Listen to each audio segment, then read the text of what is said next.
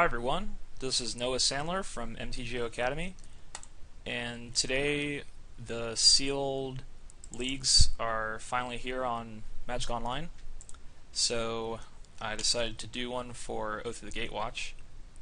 So we're going to do the deck building, and then I'll play a few matches. The leagues have been around for constructed, but this is the first time they're here for limited in a very long time. So it's pretty exciting. You get to play the matches whenever you want. So fits into a busy schedule. So yeah, I'm pretty excited about them. So this is the pool. Yeah, let's get started. So I like to sort by rare first. Just get an idea of the really powerful cards in the pool.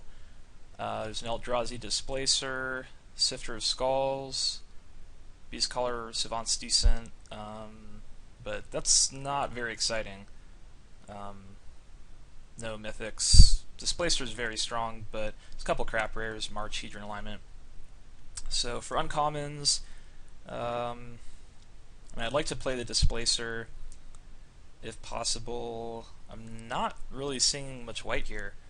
I see a Baloth Null, Allied Reinforcements, Breaker of Armies, Devouring Flames, Embodiment of Fury, Rolling Thunder. So there's some very good red uncommons.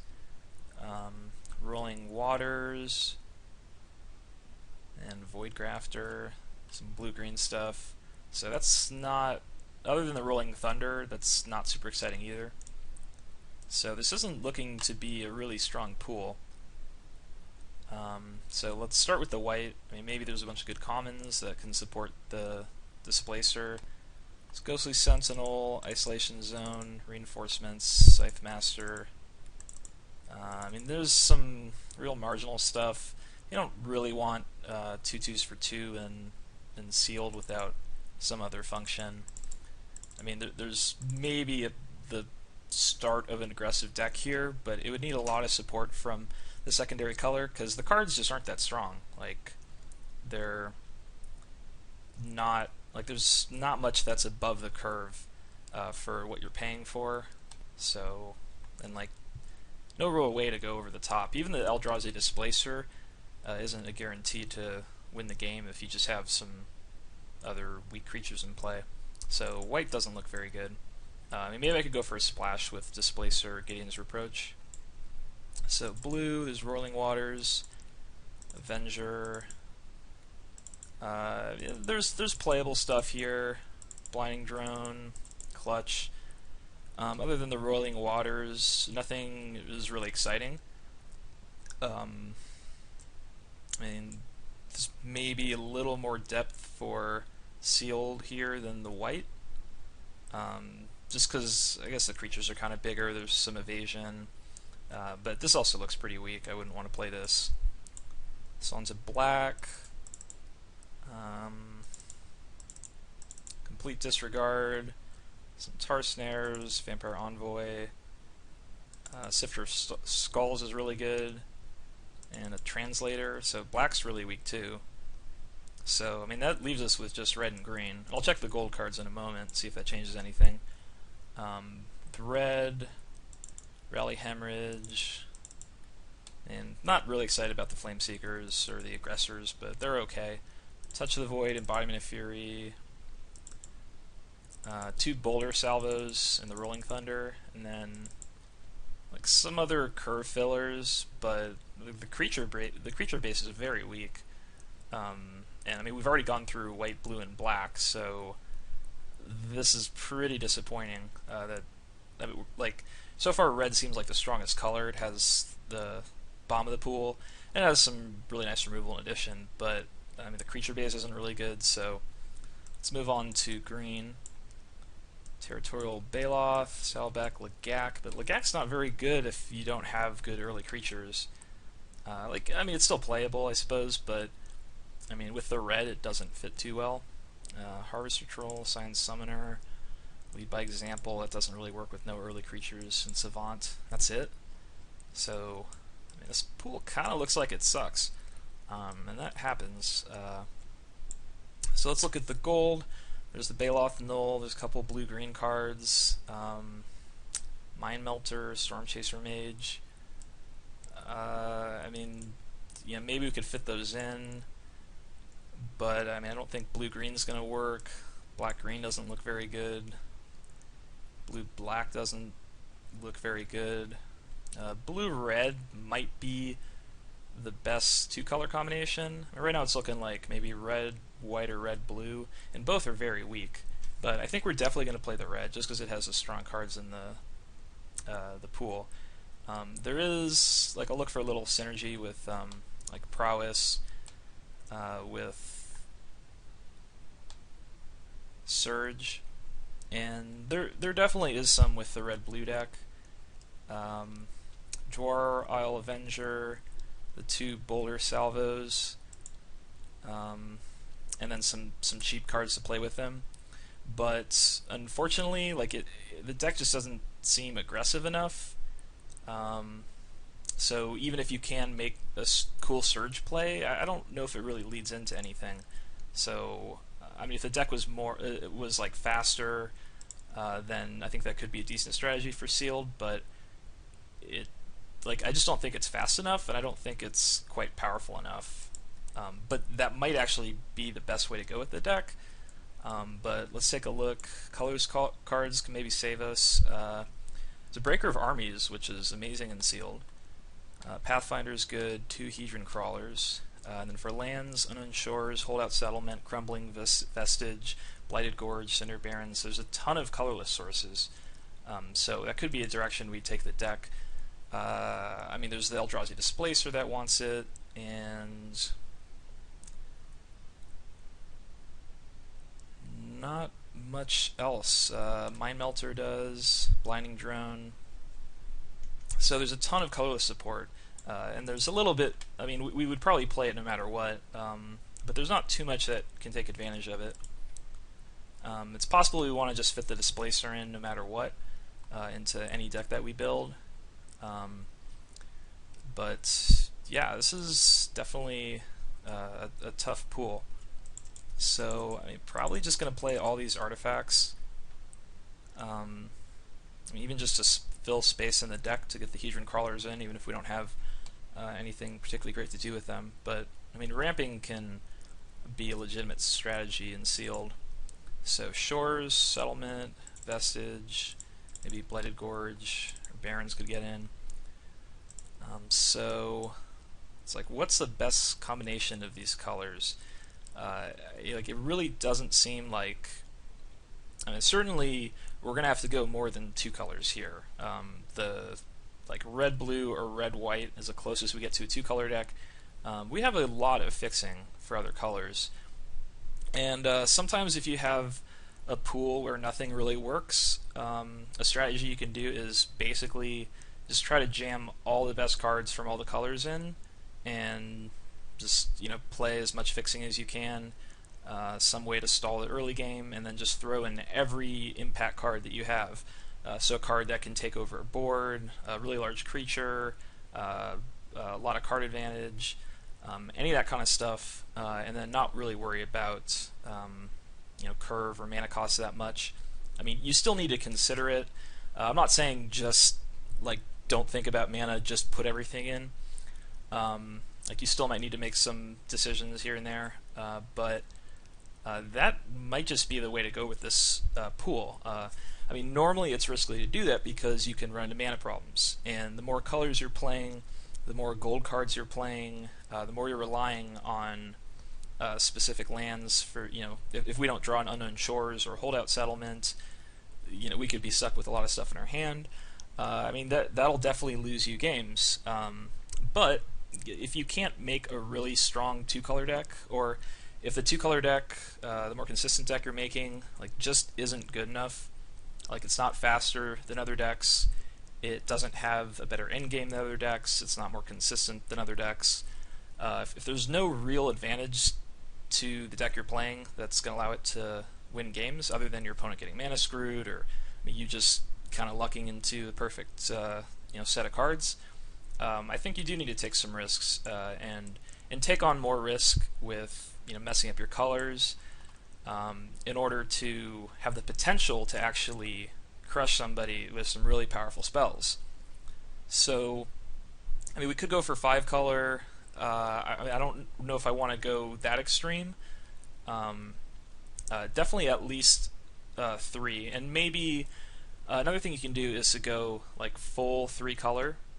So we could play the Isolation Zone, the Rolling Thunder, and Roiling Waters, for example. So we could play double color costs of all colors and just fit in as much fixing as possible to make it work. So that's another option you can go for. But I think it's going to be like, what's the best way we can fit all the powerful cards in while keeping the deck, sort of consistent as far as the mana. And yeah, it'll be a challenge, but let's try to do that. So I think definitely going to be a red base because we want to play the Rolling Thunder, and red has a lot of good removal. Devour, Rally Hemorrhage, Touch of the Void, 2 Salvos, and Rolling Thunder. So that's a ton of removal from red. We'll definitely play Embodiment of Fury. It's one of our best creatures. Probably Vestige of Emrakul. We just want big bodies that can maybe hold off a couple smaller creatures or trade well, or be able to defeat our opponents if we draw a lot of removal. We just remove their blockers and keep attacking. So Vestige isn't that exciting, but I think it can get that job done. And then we might want to play something like Eldrazi Aggressor just to give us a little more early game defense. And I don't know about the allies. We could try to do an ally theme. There's not that much payoff for it. The Beastcaller Savant is definitely nice. We can use the Flameseeker's Salute, and there's allied reinforcements, and then Ondu War Cleric. So that's what we get for going allies. That's not a ton of value there, so I don't think we really want to focus on that. So we want more creatures that are individually strong, like good power and toughness ratio. So probably like at least 1 aggressor. The creatures in our pool just aren't that great, so even just like a 2/3 I think is okay. Looking at green stuff, we could splash, maybe Sign Summoner. It's possible you could actually splash the Savant. Like if we're going 4 or more colors, even if we can't get it turn 2, like you get it turn 4 or 5, it could still help fix and be worthwhile. And then sometimes you'll get lucky and get it turn 2. So that's something that you could consider splashing, even though it's usually not the best to splash mana fixing.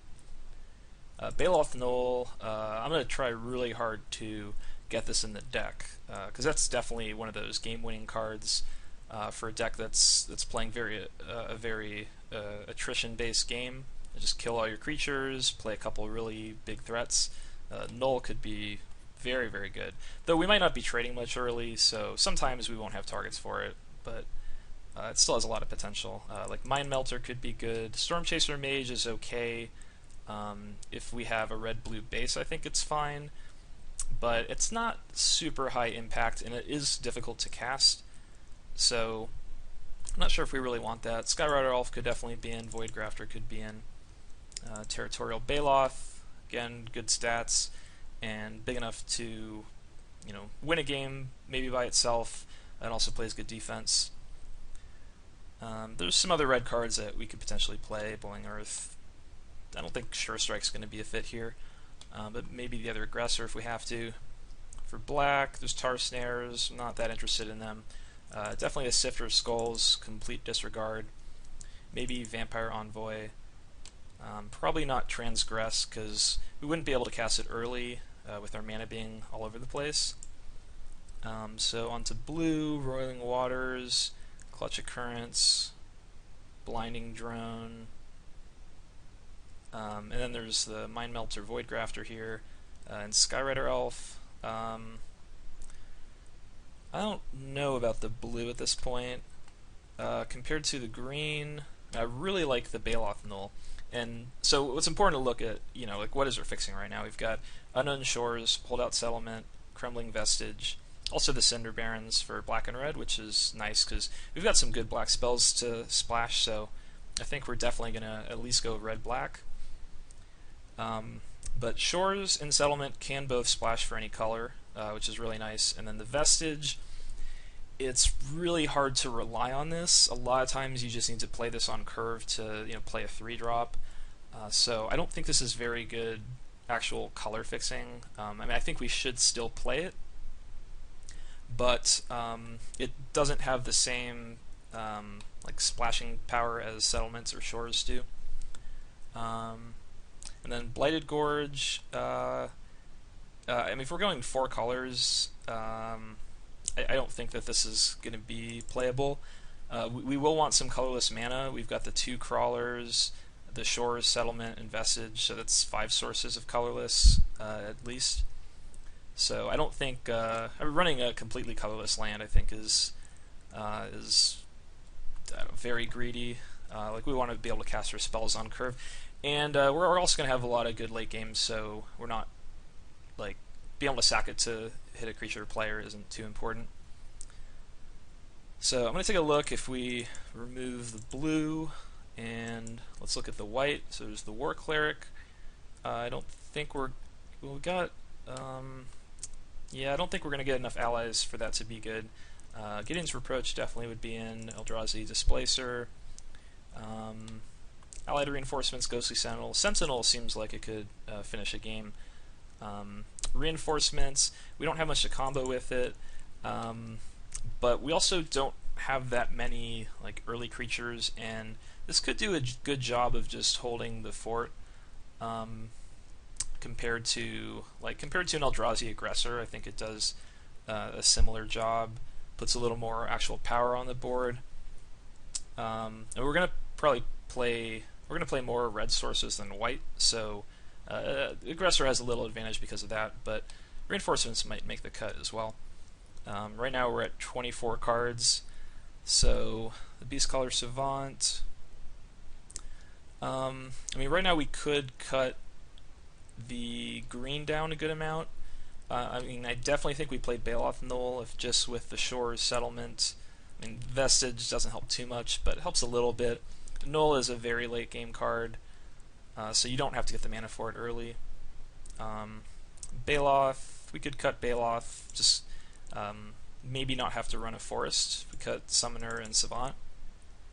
And the black, the Envoy, yeah, it's a good blocker. I don't think we're going to be able to attack with it much, because I think opponents are probably going to have better board state than us on like the early turns until late game. So it's not incredible, and it's going to be on one of our splash colors, but it's still a nice blocker. I think we need to have a little more early game, so I might want to fit that in. And right now we're at 21 spells, so I mean, definitely a nice late game with Rolling Thunder, Breaker, Baloth Null, Pathfinder. Just a lot of burn, and I mean, the mana base, it's not the greatest in the world, but I think it can maybe get by. So considering the going into green a little more, I don't think we can really cut the white other than the reinforcements. I think Sentinel is about as good as anything we get out of green. So I think that's fine. And then the black, we're splashing 4 cards, so 4 cards in white, 4 cards in black, and then 1 in green.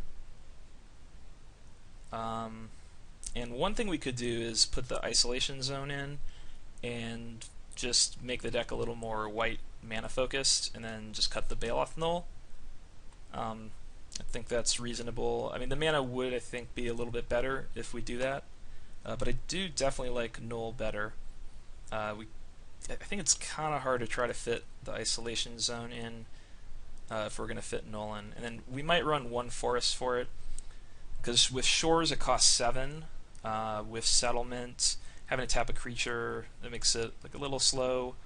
And then Vestige, again, is not very reliable for fixing.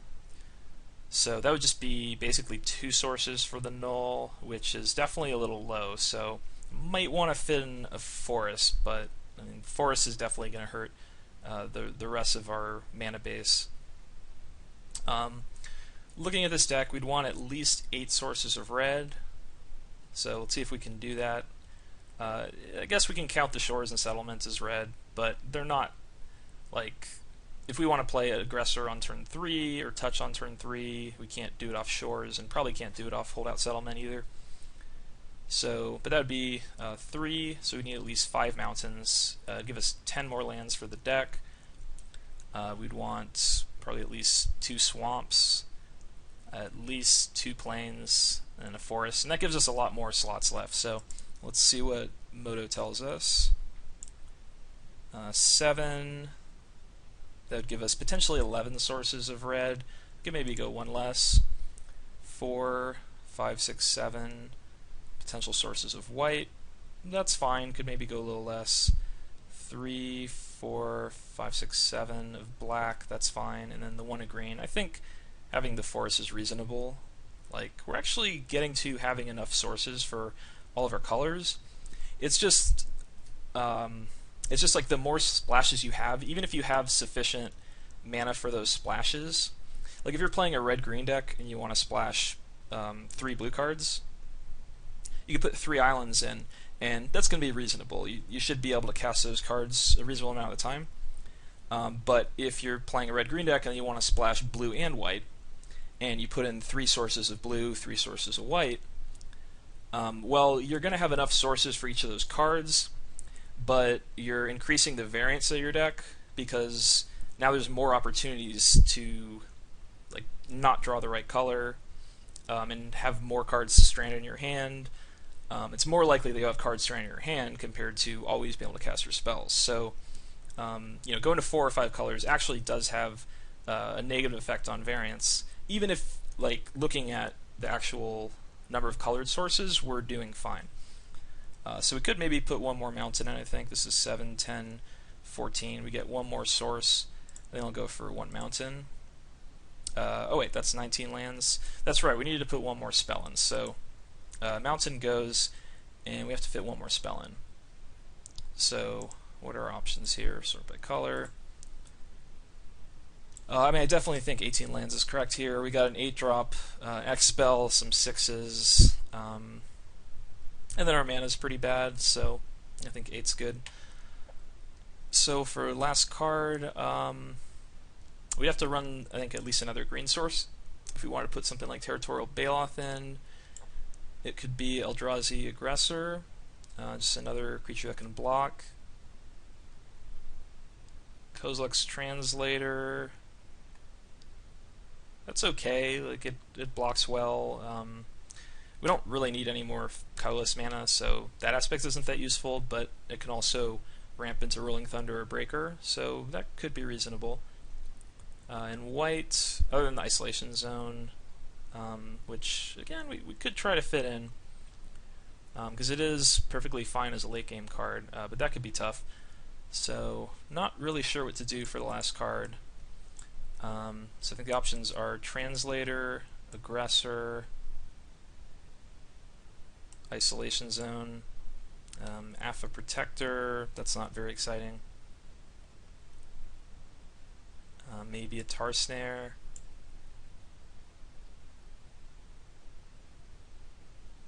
Maybe like one of these double red cards, but I think that hurts a little bit. And then Boiling Earth is potentially good, but I think I'd rather just have that as a sideboard card.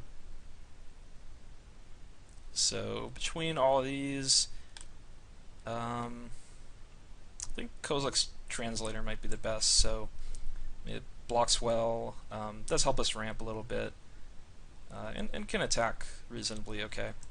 So, alright, that was a pretty crazy deck build. I don't think this deck is particularly great, but it has a lot of power in it. So, if we can hold the early game, remove opponents' important threats, and then just play some fatties, I think it definitely has a shot of performing better than the pool itself looked. So I'll save this deck, and I'll see you for the first match. Okay, so ready to play our first match. So just hit the play button and wait in queue for an opponent. Opponent found. Join match.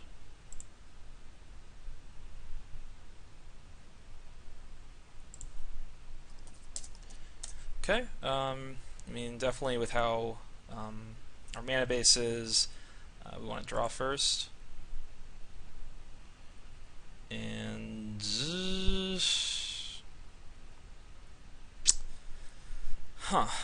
very interesting hand.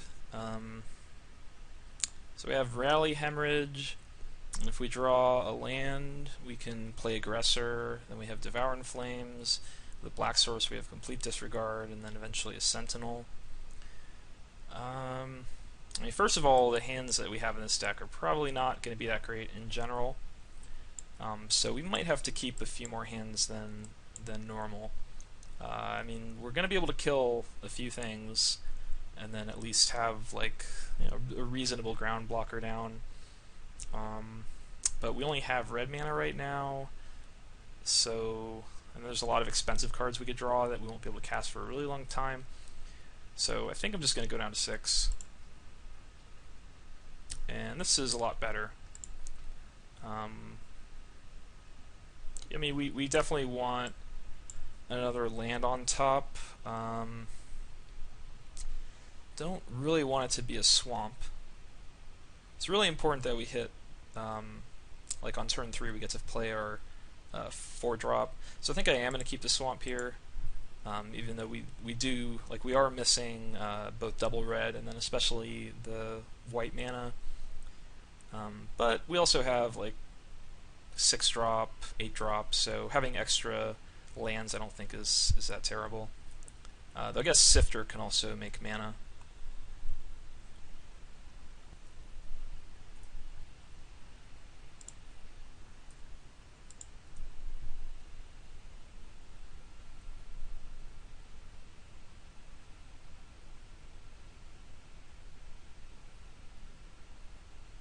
Okay, opponent grabs Forest off Lone Larva. And we draw a Swamp. Not what we're looking to draw. But we have a lot of good draws in our deck right now. So, ton of removal spells. Planes would be good. So, opponent makes a 3/5. We can just complete disregard that.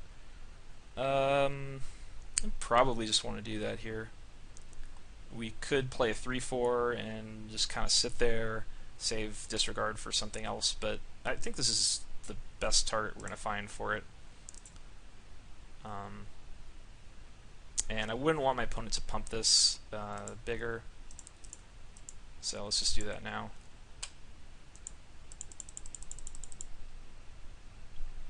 Because if they support and give that 4 power, then we're kind of wrecked. Okay, Mountain. Let's go for Vestige.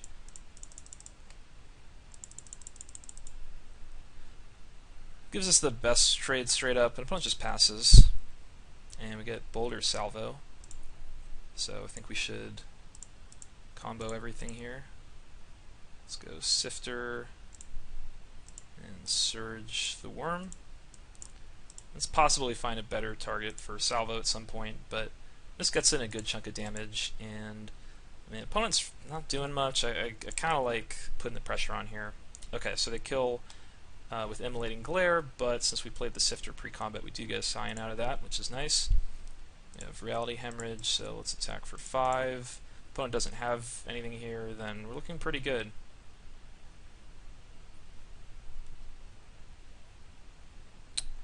That sucks. I don't think we can do anything about that. When another creature second control dies, put a second to play. Yep. That will do it.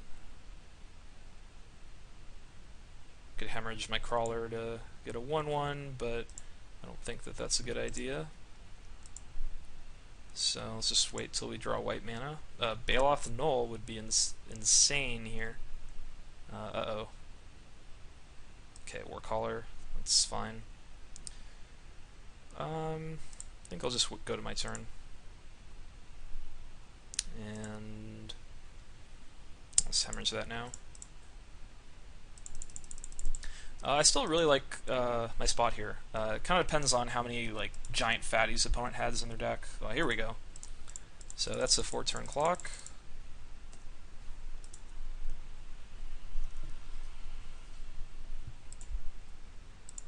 Devour, I think it does creatures, right? Yep. Or planeswalkers.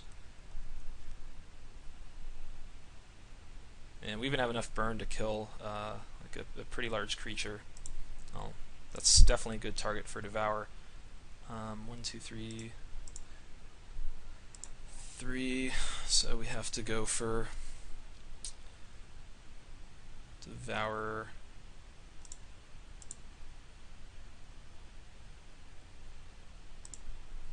And then replay it and play Embodiment. There's no way we can get a 3/3 attacker there. And should be over if there's no Wrath effect or Linvala. Alright. So what's the best way to attack Linvala here?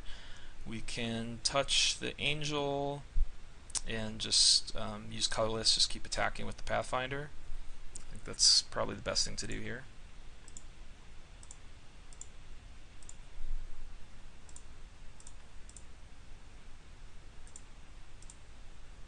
And then, if the opponent attacks with Linvala, we threaten lethal back, so they probably have to just sit back on Linvala.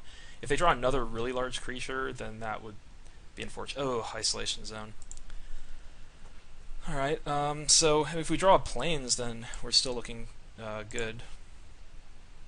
Aggressor still is not an awful draw. Just gives us a little more pressure on the board, makes it harder for opponents to send Linvala in. Is this an ally? No. Good. Baloth Null. Alright. So we can just get back Sifter and Vestige.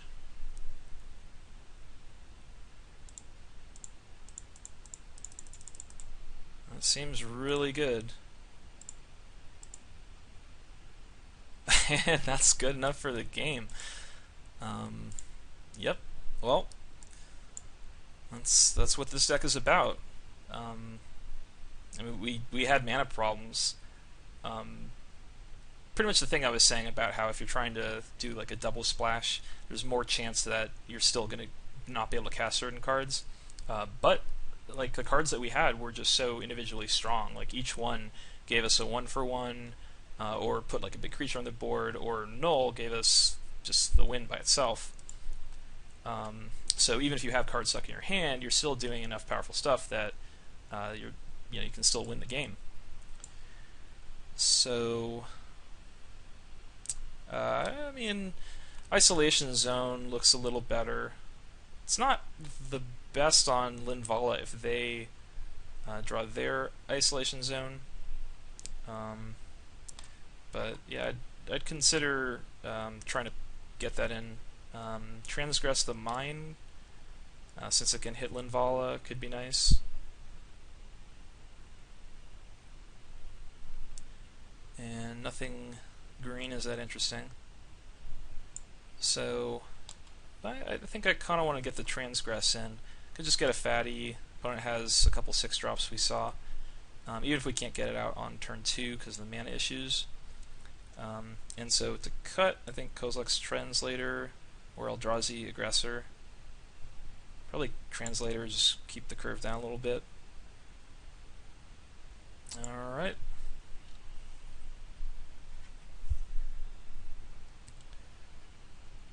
Yeah, I think this hand's fine.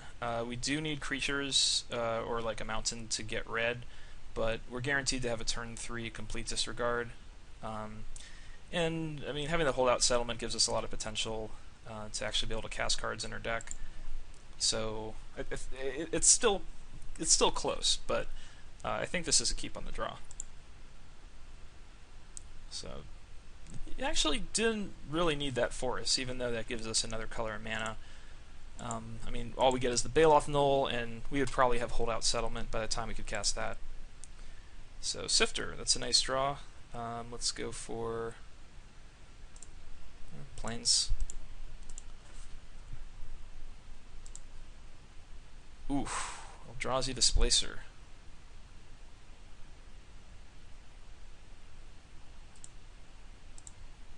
Well, we're definitely getting the strong cards in our deck this game.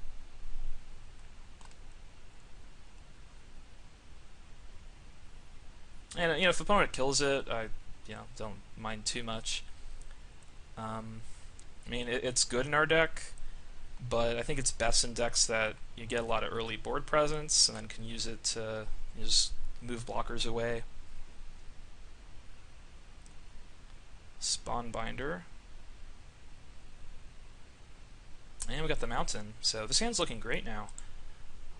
We can probably attack with Displacer, just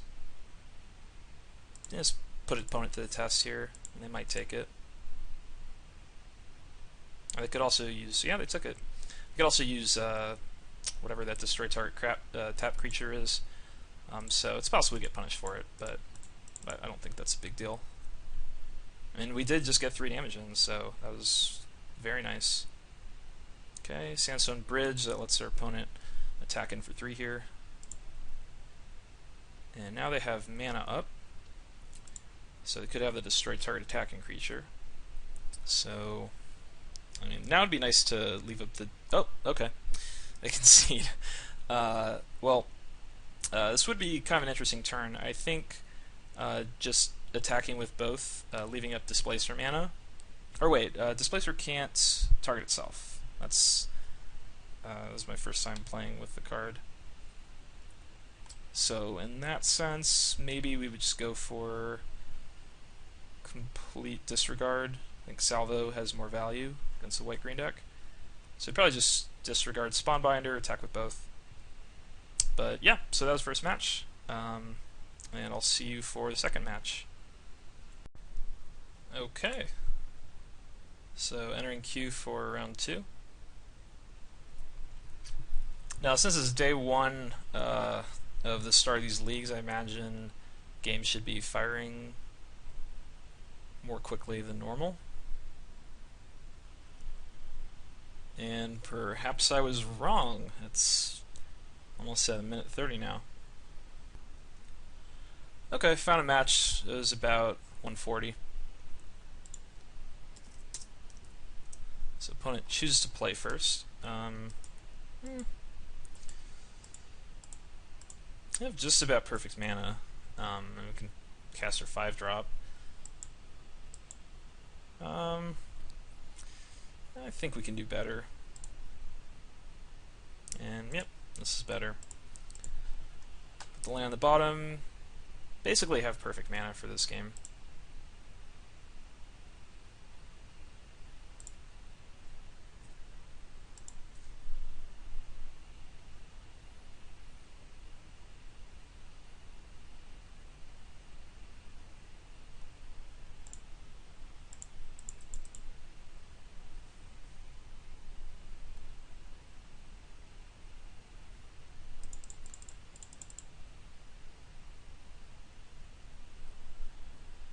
So opponent doesn't play anything here. A Sifter is really nice.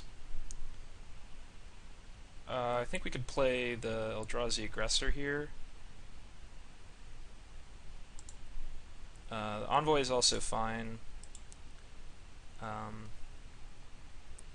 If opponent has something that just gives +1/+1, then Envoy would be better. But if opponent is going to use like a pump spell, just a temporary pump spell, then I'd rather lose the Aggressor and hold the Envoy for later.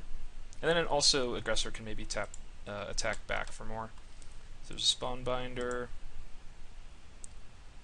Probably want to use complete disregard on that, but could maybe wait a turn.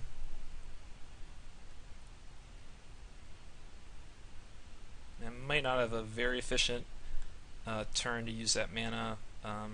It's possible that Embodiment's actually the right play here. The Sifter ability is nice, but might not be trading much. And if I draw a land, I could play a land, play complete disregard, and attack for a good amount.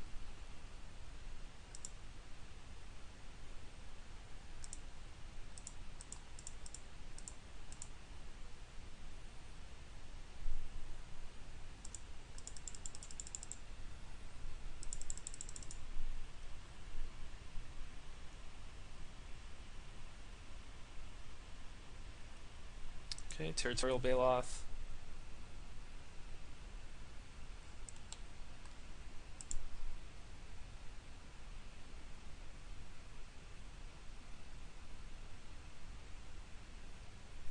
So we get a land, but with the Baloth, don't really want to attack with it. And I'm okay attacking with the Embodiment and trade that for Baloth. We could go for Sifter of Skulls, maybe then attack with Embodiment. But I don't know, opponent could maybe double block since we basically tapped out. So we trade Embodiment for the Spawn Binder, and I don't really like that. So instead we can just send the Embodiments, offer it to trade with the Baloth. We won't get the 1-1 if opponent blocks, but I think there's a decent chance they'd actually take the 4 here since I've got a lot of mana up. So let's do that. And if they did double block the 2-2 and the 2-4, you know, if we have mana up, we can complete disregard. So they take the damage. Let's go for Sifter. And I will play the land. If I draw a land, I would definitely want to play another one next turn. So I can play 2 spells.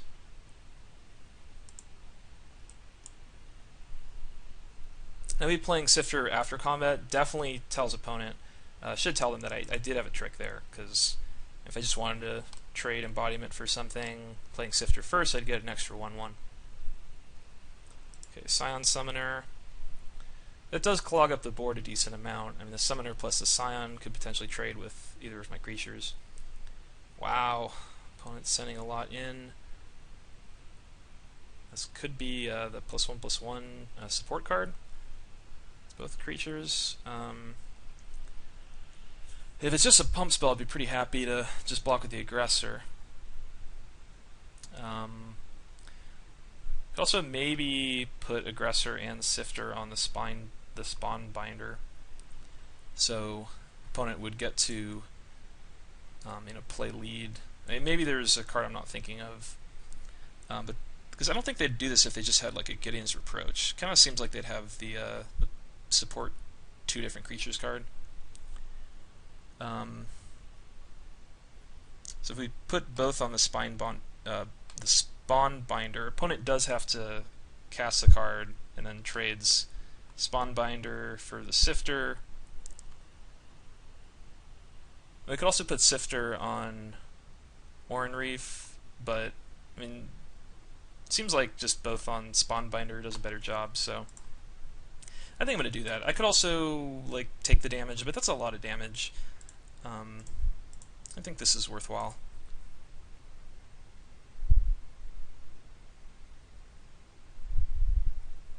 If opponent pumps the Invoker, then we can still complete disregard it.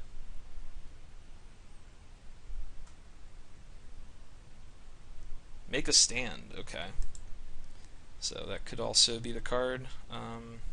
Yeah, so then, I mean, it would have been best to just put Aggressor on the Invoker, but I wasn't thinking about that.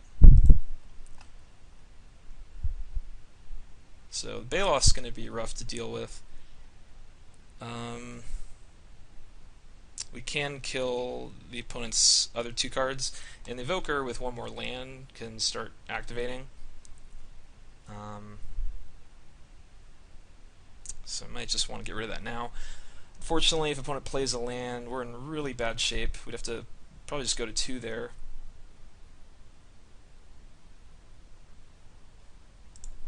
Yeah, that's unfortunate. Had we just put the 2-3 on the 2-2, we'd be in a lot better shape, having an extra 1-1 to jump next turn. But I wasn't thinking about make a stand. So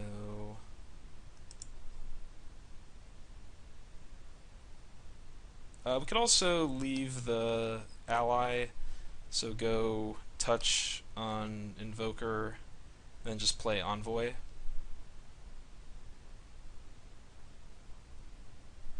Like, that seems okay. 2-4 isn't actually doing too much right now.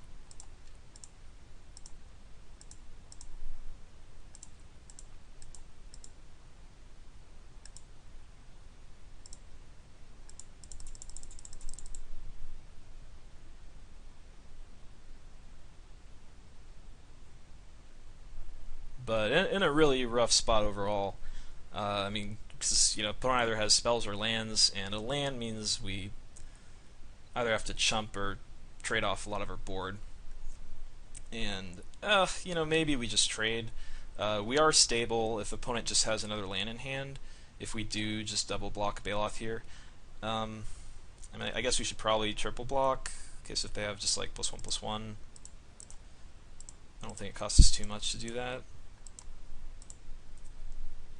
And even if they like kill the embodiment, the envoy would still survive.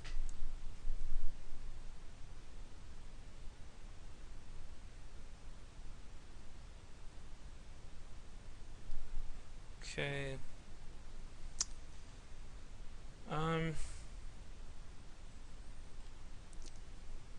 So I think I like just passing here. It does give the opponent a chance to maybe draw some pump that could hurt us. So they draw War Cleric. I think I'll disregard the 2/4 in response.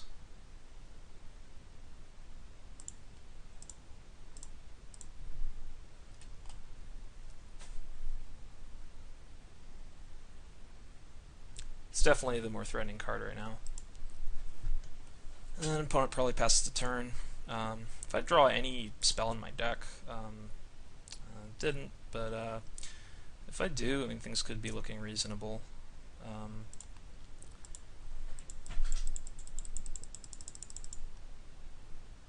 Because now that I have perfect mana, like every card in my deck, does something here. Rolling Thunder would clear the board. Okay, they're not going to sack their tokens, so let's take 2 to 6.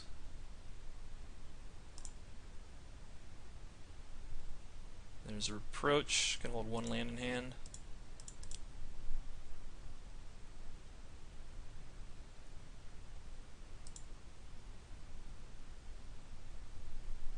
Opponent's just gaining life? That seems weird. Seems like they should just keep attacking. I'm at 6. I mean, good news for me is if they do keep attacking, it would be great if they attack with a Scion there, but I do get to Gideon's Reproach here. Let's do that before blocking. Excuse me, so now the board's pretty much stable. I mean, opponent, like if I don't draw anything, opponent could put me to 3 with an all attack next turn. Boulder Salvo. It's a sorcery. I think I just gotta hold it. It's very unfortunate because I could definitely die to a lot of things where had I cast Salvo I could stay alive, but just casting it to kill one of my opponent's creatures here when they're all very weak, and I am holding them back currently, it's just hard to do. Like we've got to find a way to actually win the game. That said, this turn I think opponent's like a little too far ahead on board. I think I need to go for Salvo. So the options are, I suppose, any of these 3 creatures. The Summoner can freely attack into the Envoy, so leaving my opponent with just 1 toughness creatures is pretty nice. The Scythe Master deals the most damage, but Envoy holds it back, so it's not too scary. Lightspring Druid, yeah, I mean, opponent could possibly have something really expensive or something of a different color in their hand, so that could possibly kill me if I leave that. But I think I'm just going to kill the 2/2, so just make it very painful for opponent to actually make attacks.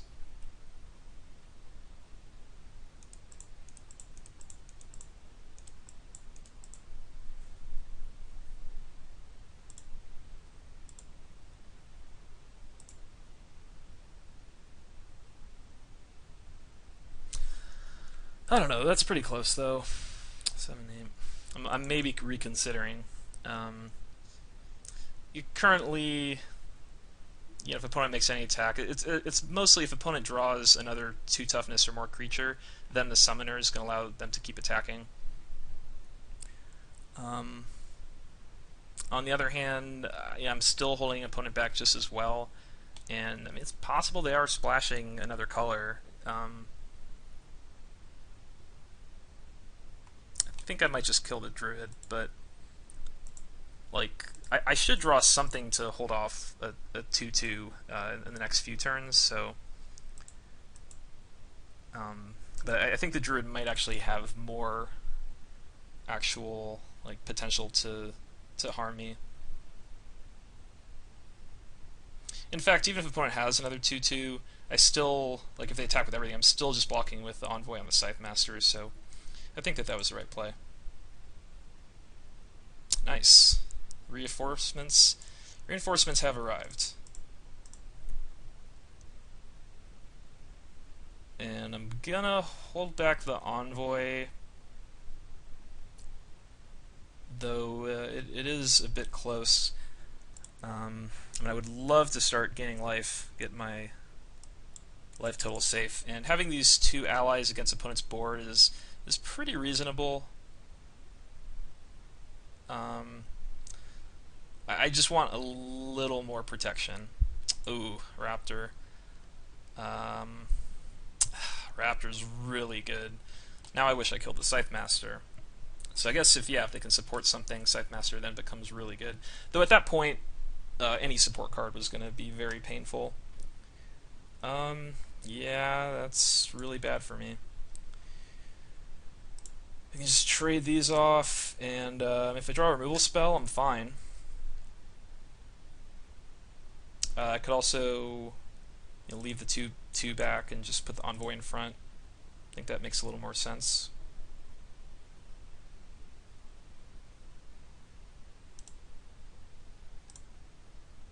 No reason to chump at the moment.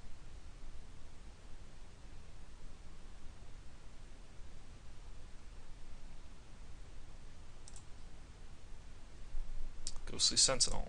Okay. So we'll just pass. That was a great draw. And hopefully opponent bricks again, because we're pretty stable with that draw.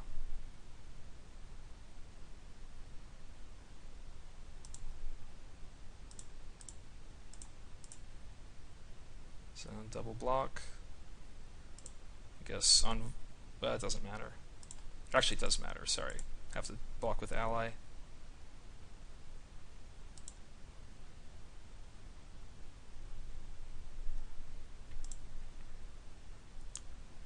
So board is stable again.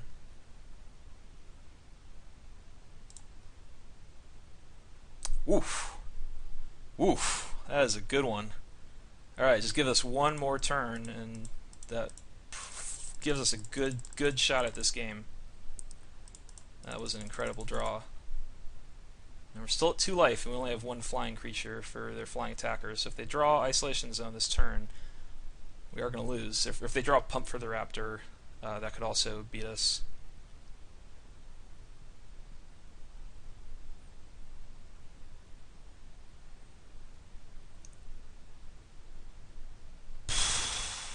I mean, still definitely the correct attack to attack with Raptor, even if the opponent doesn't have anything. Pathfinder. And the other thing is, I mean, green-white deck doesn't have too many removal spells, so I'm probably just going to keep the envoy back. I think pump spell is a little more likely, because we die to a pump spell here. And I mean, the 1 damage we do I don't think is going to affect things too much. So opponent goes to 14, we play Pathfinder, and then they have to block or they die. 7, 8. So I don't think this 1 damage is going to matter. I think we're better off just holding envoy back each turn. Like we could go to 3.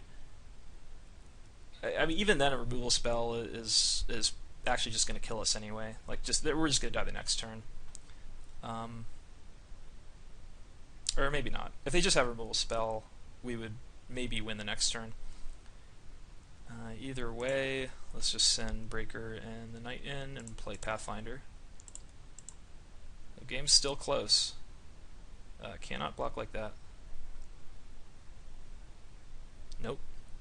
Try again. Once more. There we go.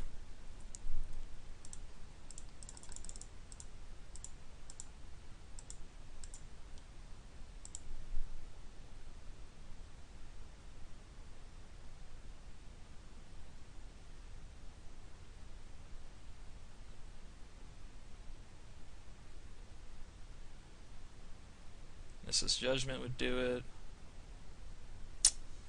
Oof, okay. Oh, that could have been scary. I'm glad we had a 5/5. This opponent gets a haster here. Well, now we're back at parity. That was very unfortunate. But, I mean, our deck, like, must be... We must have a lot better draws than our opponent. They're just white-green, and we're playing a lot of powerful spells.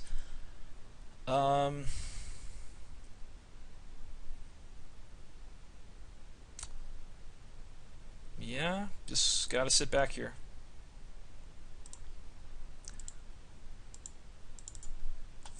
Attack with Pathfinder, they just swing back, and then we have to jump with the ally.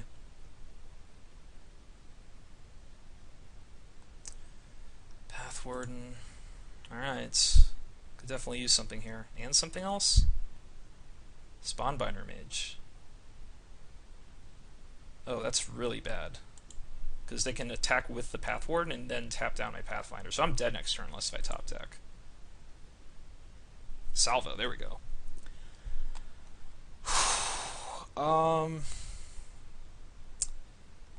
This is not an ally. I mean, I think it probably has to be the Pathwarden, because the Pathwarden attacks, we have to trade the Pathfinder for it, and then we're behind on board. We're currently the Spawnbinder Mage. If they just have that, we're ahead. If they draw another ally, being able to like double tap down, or I guess if they draw any ally, we die because they can just tap the Vampire Envoy. So, so that's also very bad. The problem is we only have one turn to top deck. If opponent attacks with everything,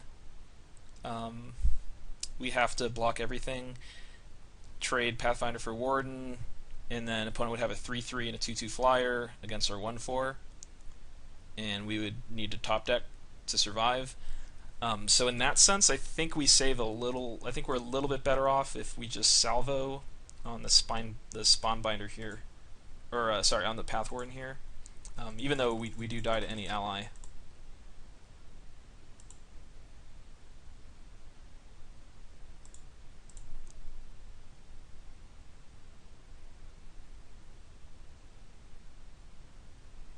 I think it's more likely opponent bricks on allies for a couple turns than we have to draw something next turn to survive. Another land. Alright, keep passing.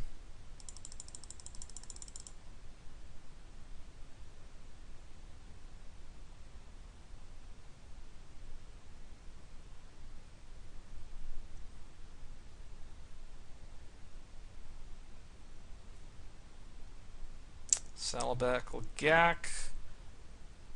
That, I mean, that's okay as long as I can draw something next turn. It doesn't really put opponent over the top.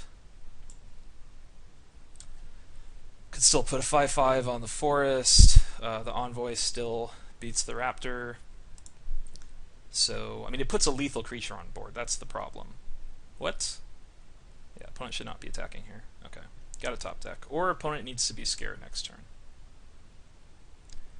And we top deck, so let's play that. Really need like a big top deck would be nice. Like something that can like Baloth Null, something that can put us back ahead in the game.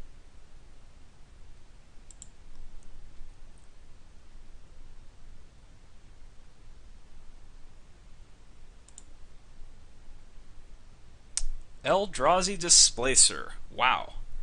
Wow. That is the kind of card that I'm talking about. Wow. That is amazing.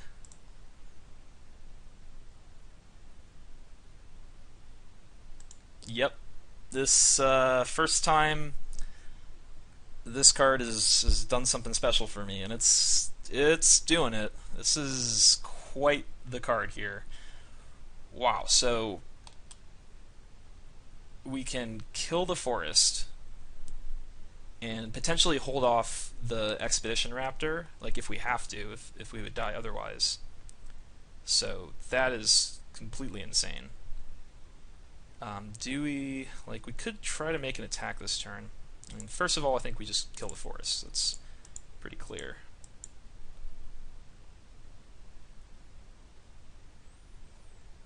And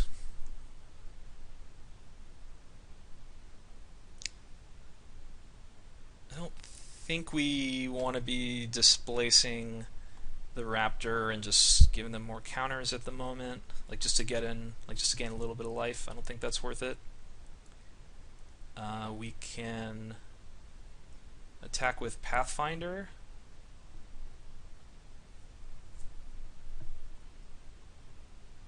And I mean, if opponent double blocks, we can displace. If they triple block, we can just kill the Raptor and the Lagak. So yeah, it seems like a good attack with Pathfinder.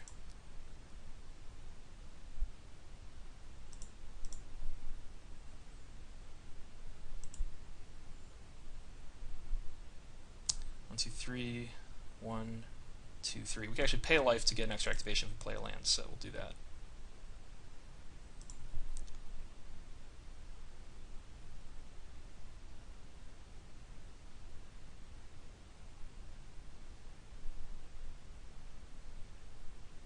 Okay, opponent's attack with all. So let's block here, block here, block here. Could do something else, but this seems pretty easy. Seems really hard for this block to go wrong. Tandem tactics, pumping those two. So I can flicker out the envoy. Battlefield tapped under control. Can flicker out the envoy and just let the knight token die, and then I just swing back, I think, for the win.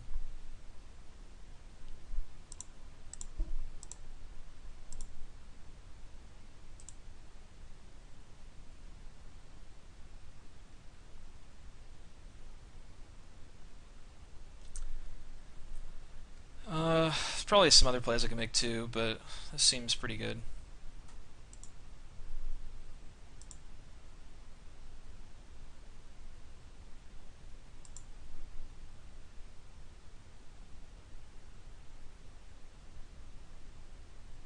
Alright, my turn. Let's just turn everybody sideways.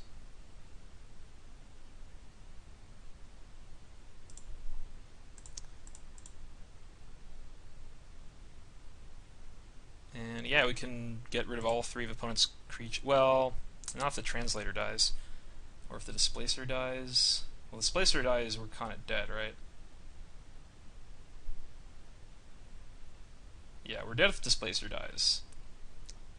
So, well, no, I guess we can flicker. No, they come back tapped. 8, 9. Dang. There's no way around it. I mean, other than just slowing things down and waiting a turn. Like if the opponent has some removal for displacer, then we do die. We're getting kind of low on clock. This is first game. I could just send them all in here and hope I win. I mean, the other thing is I can just send like 1 creature in and then just use displacer on opponent's next turn, and that's, you know, it's just a bit safer, I suppose. And I think it's kind of hard for that play to go wrong. Like we get to displace 3 things no matter what.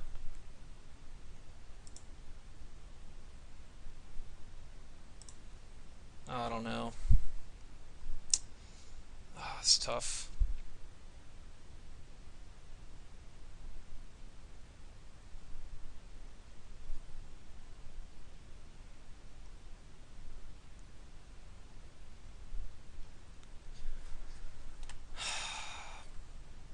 Alright, let's go all in.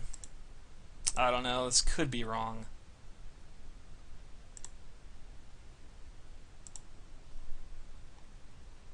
Okay, good. Because I haven't attacked in a while. Like, I think it's possible opponent could still have, like, destroy target attacking creature card. And part of the reason why waiting could be good is that there's not that many cards opponent could draw that, like, I do get to tap down all three of their creatures next turn with Displacer. So there's not any cards I could draw that could stop me from just going for lethal the next turn. And I could go for lethal probably through that destroy target attacking creature card. But it does make things kind of awkward. Like, I'd have to be maybe removing opponent's creatures, letting them support more. Things could get a little bit complicated, so I went for it, and it worked. So that's good. I'm not sure if maybe waiting wouldn't be like have a little bit higher chance of winning with that play. Okay, oh, that's a crazy game. So Isolation Zone. I mean, that's always going to be something. I mean, every deck has good creatures, so it's always something you'd consider bringing in. Transgress is also pretty good. It's still good. It hits important cards that opponent has, even if they didn't have many like really expensive cards. Overall, I think it's probably a very good matchup. Like, if opponent gets a really fast start with support, they could beat us, but otherwise I think we just have, we have plenty of removal spells for their key creatures, and we have a better end game. So, might keep this the same. The 2/3, trying to remember how good this is. Opponent had the 2/2, they had the 2/2 Sign Summoner, they had the 3/1 that gets first strike. Maybe there's a card that's a little better against that one as well. But overall it seemed pretty good. I think I'll just run it back. So we'll have to play faster because we got 2 games left. But that was, I think that was worth it. That was a pretty crazy game. So we'll keep this. No actual creatures that do anything, but we've got Rolling Thunder, one of the best cards in our deck, and now we have 3 very good removal spells.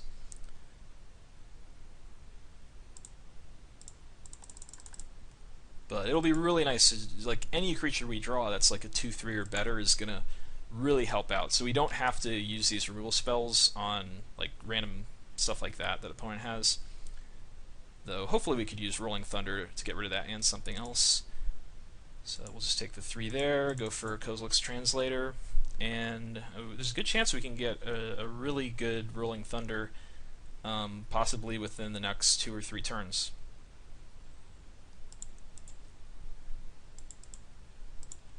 Opponent just passes.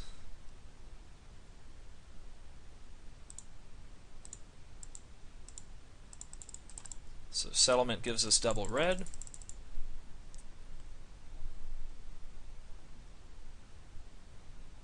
Opponent plays the 5/4, I'll just use the Devouring Flames on it. Or, actually, I guess maybe I'll use the Boulder Salvo, that makes more sense. Yeah, definitely more sense now.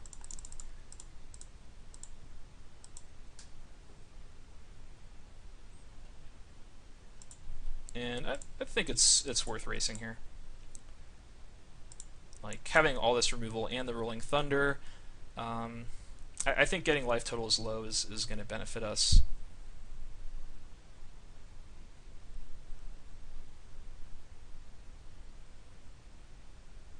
Tutorial Baloth. 1, 2, 1, 2, 3, 4, 5. So we can salvo that, or we can go for the Rolling Thunder. I think we just use another salvo and just kind of keep the same game going. Because eventually we could just Rolling Thunder face. And opponent could play multiple small creatures we could hit with the Rolling Thunder.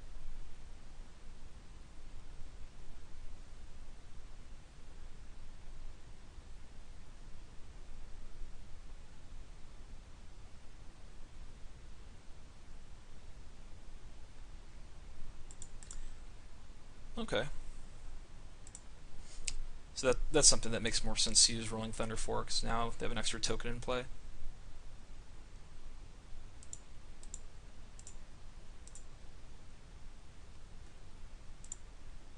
3, 4, 5.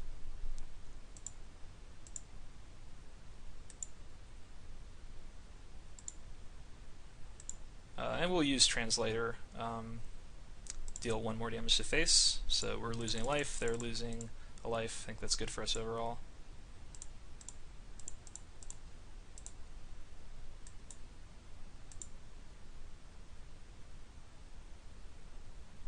Pay 0. What?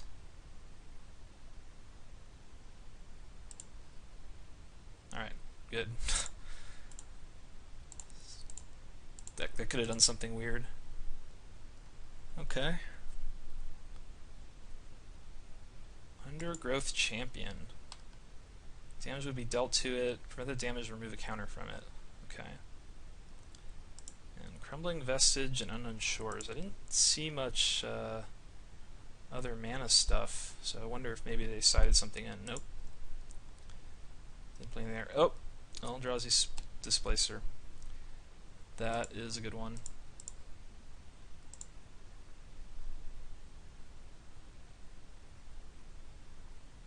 So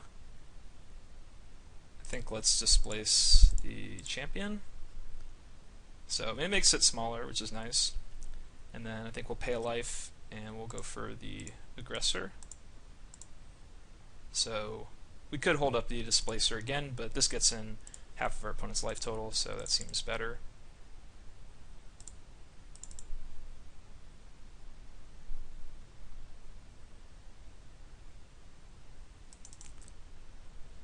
Okay, Invoker. Opponent has 7 lands. I mean, if they have a land, they'll probably play it for the champion, so if they don't, it means they have 2 spells in hand. And of course that gives them the 8th land for Invoker. So they just pass.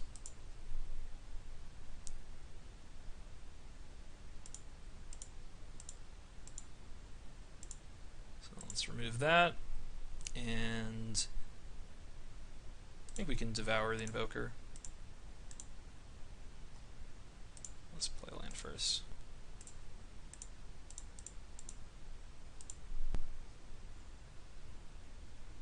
And that should do it.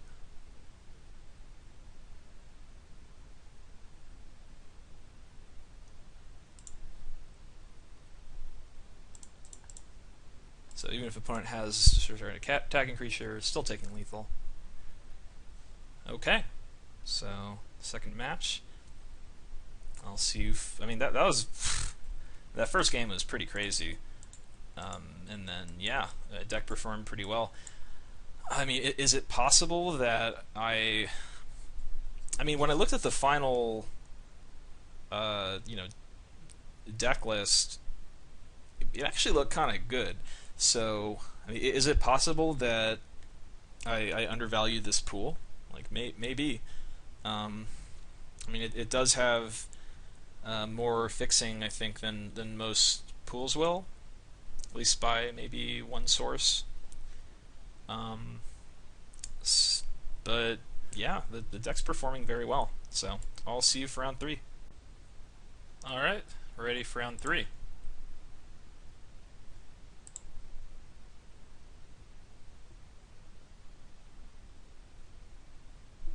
Okay, we're on the draw.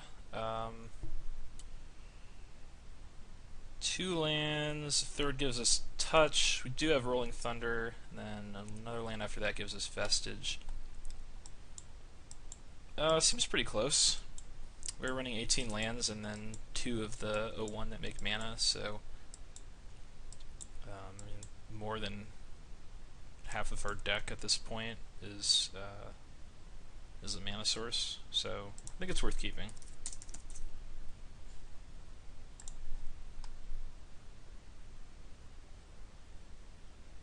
Spires. That could be annoying. Rally Hemorrhage could maybe kill it at some point. But I am hoping to draw lands. What is that? Okay, green-white land. Okay, Plains is great. So, our colored sources were basically good for us the game, just green for Bailiff Null.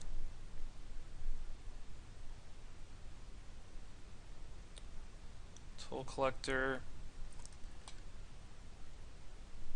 I really would like to be able to kill the Needle Spires at some point. It's hard to say how important Spires is going to be. I could eventually maybe hold back my allied reinforcements if the opponent just sits back. So, I mean, I'm thinking about just going for Touch of the Void. It's kind of a tough one, though. I might have enough creatures out where Spires isn't that scary. So...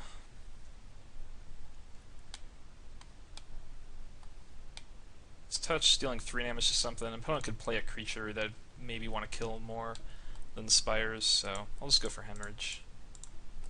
I think it's just too far down the line that we have to worry about Spires.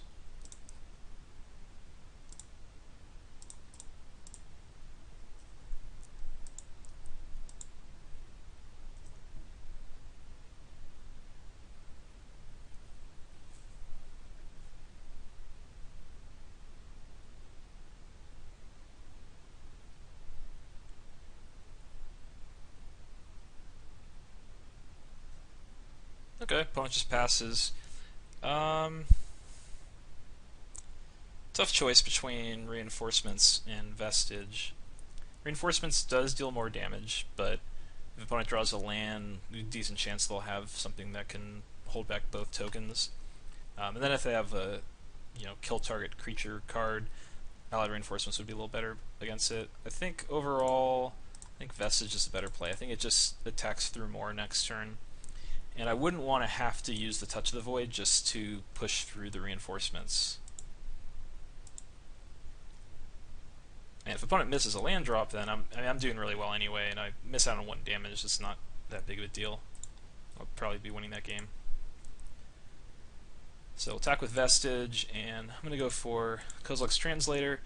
It's 1 less damage than reinforcements, but similar things apply where reinforcements is easier for opponent to shut down, and then it also gives us an extra mana for the Pathfinder next turn.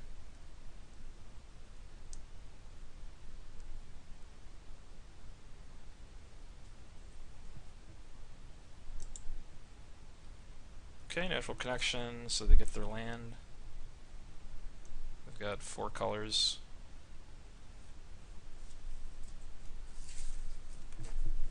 Same 4 that we do.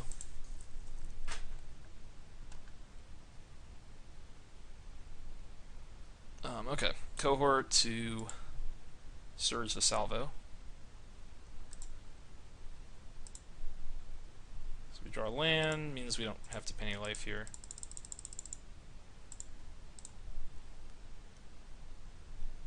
Yeah, I really should actually attack first there. I was thinking it didn't matter, but it actually really matters, because if the opponent doesn't have anything to push through their Cohort, if they don't have any other allies, then they're going to be forced to suicide it into the Pathfinder. So it's possible that they just jump with it at that point. Where if I didn't have a play, they might just take it, thinking that they might be able to attack back. Hedron Archive. And they could play something really expensive that could hurt. And Menace out Freerunner. That's an ally that can hold back their Cohort.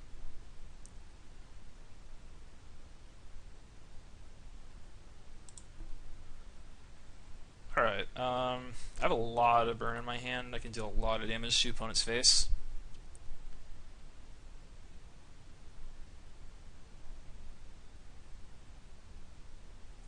I don't want to trade Translator for one of opponent's creatures, so I might still go for Touch of the Void on Freerunner.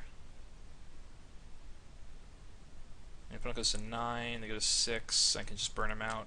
I mean, this is still gonna burn opponent out very quickly.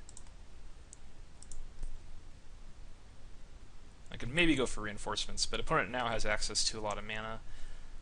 Like perhaps, I mean, if they had a Wrath effect, they would have played it last turn. So maybe not a Wrath effect. Yeah, I'll just attack with both and play reinforcements. I'm probably safe. I will pay a life, though. So undo. Nope, I want me to undo. Well, we'll make the cohort not block the 5/5. So if opponent wants to jump, they have to block the 3/5.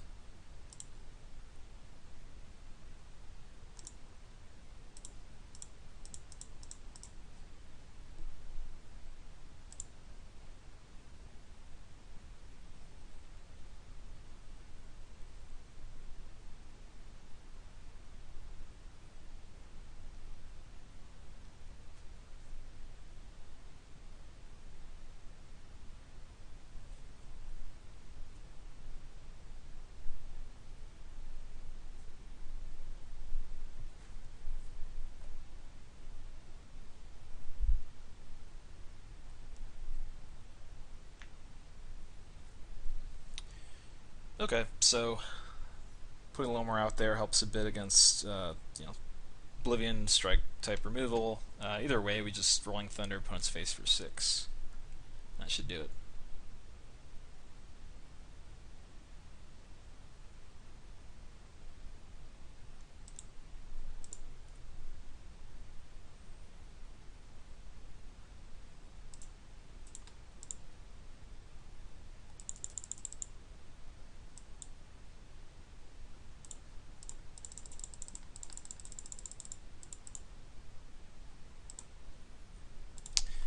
Alright.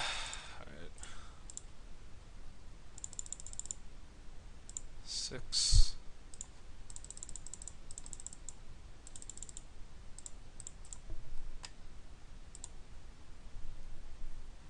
Okay, on to game 2. So, opponent's 4 colors. So the archive, they've got some aggressive creatures, some good removal, some ramp. Their deck looks a little strange. So I don't think we have to fit in Isolation Zone. Transgress could be kind of cool. They've got a lot of ramps, so they probably have some big spells they want to cast. So I think Eldrazi Aggressor could go. I'll put Transgress in.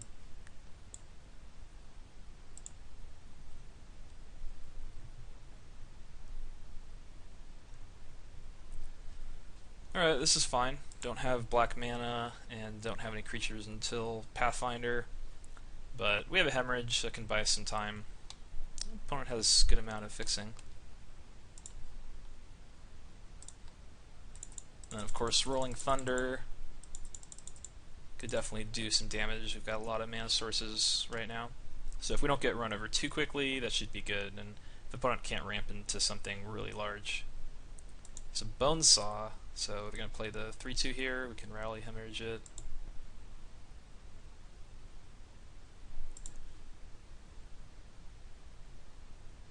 I think that's the best course of action. I don't think opponent's going to be that tempted to Bonesaw it if they have another play, so I'm just going to Hemorrhage it right now. So play around some kind of pump.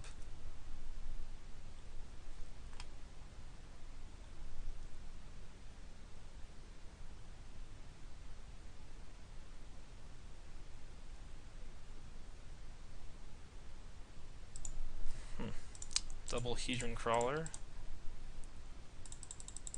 A little awkward. Considering we drew that, would have been better to go for the Crawler turn 2 and then Hemorrhage plus Crawler turn 3, then we can go Pathfinder turn 4. But this way we're going to be behind a full turn.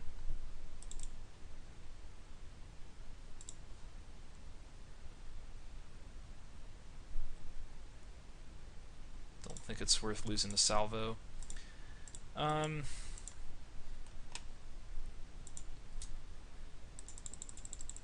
discard could be pretty annoying at this point. Our hand's really nice.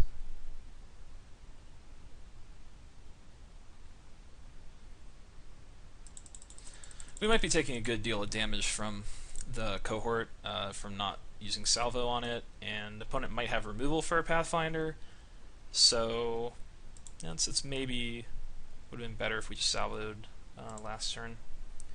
Allied reinforcement, so we can go Rolling Thunder for 5. That's not enough, so I think we'll go Allied reinforcements and salvo. And I think I will keep 1 land in hand. There's a couple opponent discards 2 cards in the format, and having to discard my Rolling Thunder and my Pathfinder would be devastating, so I'm going to play around those.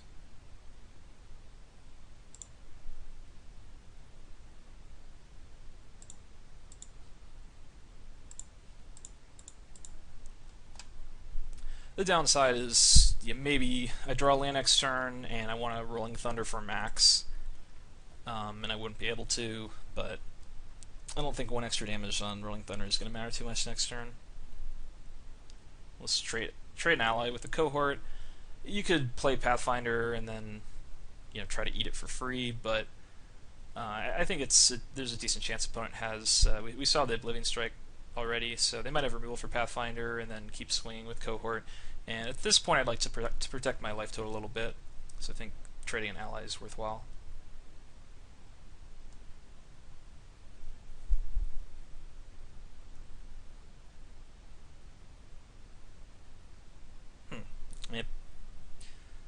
Opponent might be using this mana.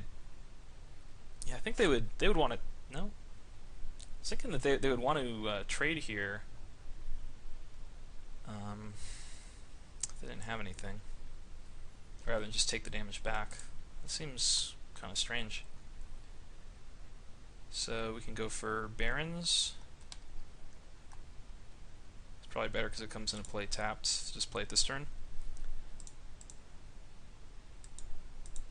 Or actually, maybe we should keep both in hand and just play Pathfinder. I mean, at this point, just a discard spell isn't that bad. I don't know. I might just keep both in hand. 1, 2, 4. This gives us 5. This gives us 6. We might want to kill something for 6, so... Alright, I'll play the land. I mean, at least now we have a good board state, so if opponent makes us discard, like, we're still pretty far ahead on the board.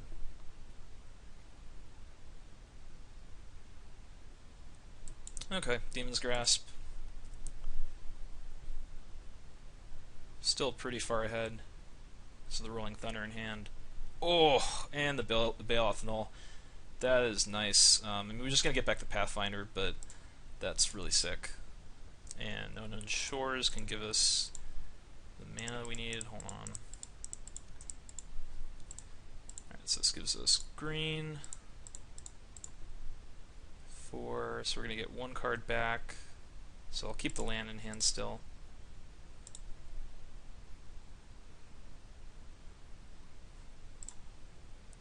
It's also great is, I mean, the opponent can use the settlement to tap down their cohort if they need to, but I mean, Bailoff Null is something I certainly wouldn't mind risking in combat.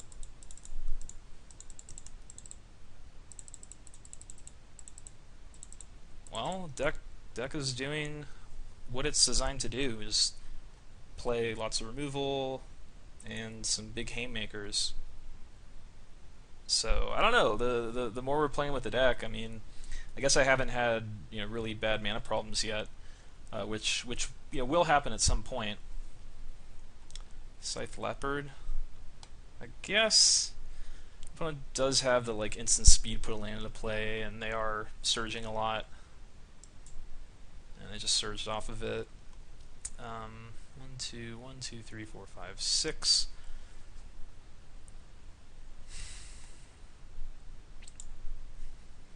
Okay, they kill a crawler, so we can do for 5.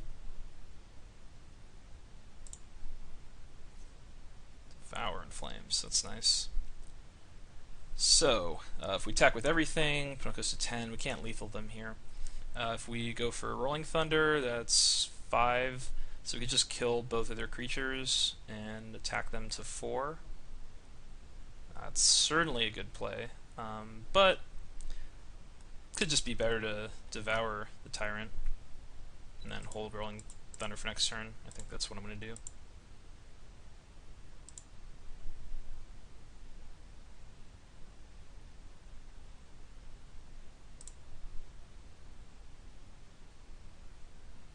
see, I can put opponent to 11.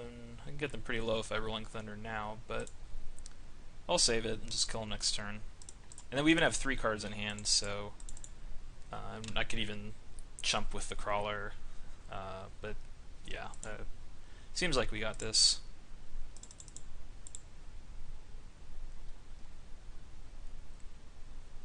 And this league goes for 5 matches, and then I think you can just re-enter the league afterwards and get a new sealed pool. Yeah, I don't know, a block, I guess. Nah, I'll take it. I don't think there's any way that I take 9 damage here.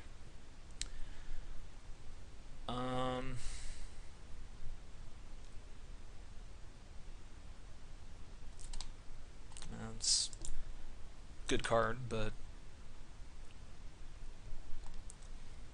not gonna do it. So yeah, I usually play 5 games out. I'm just doing 3 for this video, so you're gonna get a taste of the deck. But you can wish me luck on finishing it off, getting a 5-0 with this deck. I think from what we've seen, like that does seem possible. So we hit opponent for 5 here, and then we attack with both of our creatures.